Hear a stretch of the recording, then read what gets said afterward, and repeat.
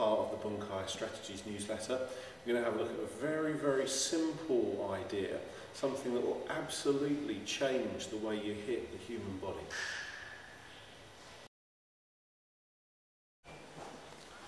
So when we're looking at the human body, what you can find is that it's actually built to withstand quite a lot of impact. And that means that when we strike directly in, it can actually take a fair old whack. Now when we're looking at our kata, what you'll often find is that the strikes head in a particular direction. They're very rarely directly straight. So what we're going to look at here is what happens when this shot turns into this shot. And you see that the effect gets greater just by adding that small angle downwards. As a general rule, if we're striking on the front of the body, the strike is in a downward direction. Conversely, if we're striking on the back of the body, the strike is in an upward direction. So we can test that. We can have a look at some strikes that you might see in your forms. You can see the kind of strike that lands on the chest. If we're striking directly into the pec, you can wear that. As soon as it becomes a downward strike, we get a different reaction in the body.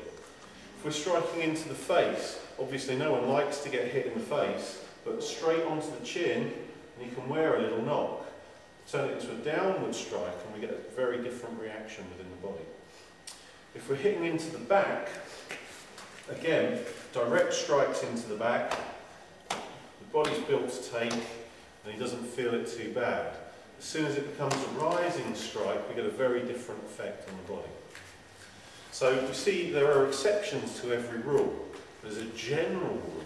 If you see something going in a particular direction in the kata, and then you're looking at the kata and you're thinking, well, could the move be this? Could the move be this? Then you're going to see whether you use this rule to check whether your thinking is right. So, for instance, if we were to be driving down on the front of the body and up on the back of it, the hands might pass each other like this. And then you think, well, I might know a form that's got that kind of move in it.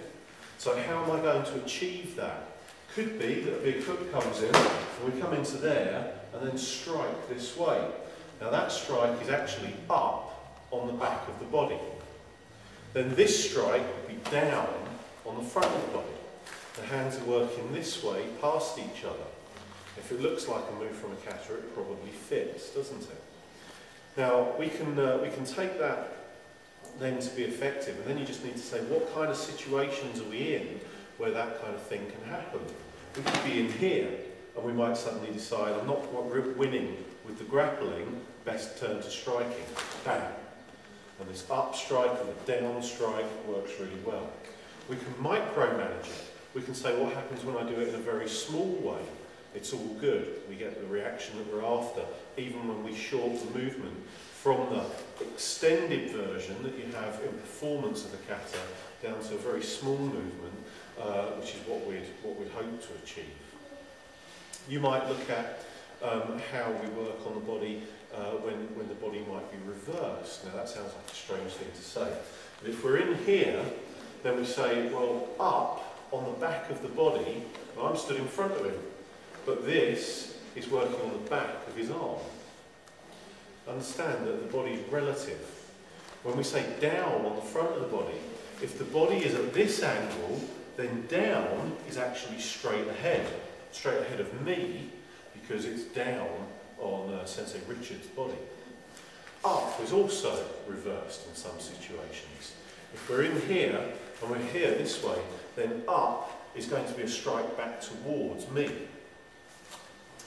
All in all, what we want to do is just to have a good look at the moves that we see in the kata and understand that the moves we're doing on someone usually conform to that kind of rule.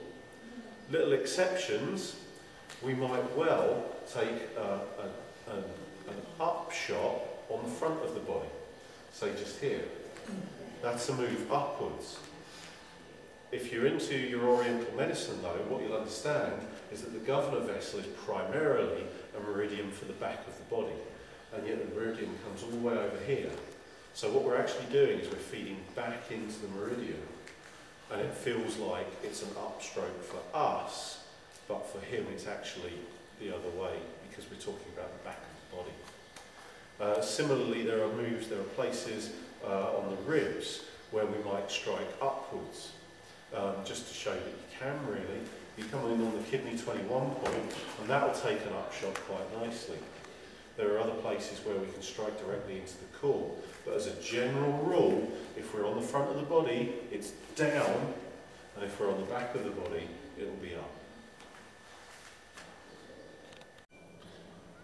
And so you can see that that's absolutely going to make sense when you look at your bunkai. It's going to change how you view each and every thing that you look at, whether the application is to the human body. Does it work in that respect? So it's another one of those little laws that helps us to judge whether the bunkai that we concoct is adequate. Does it conform?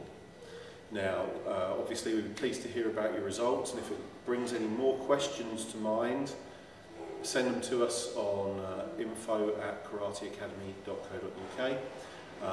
Otherwise, we'll see you here for next time.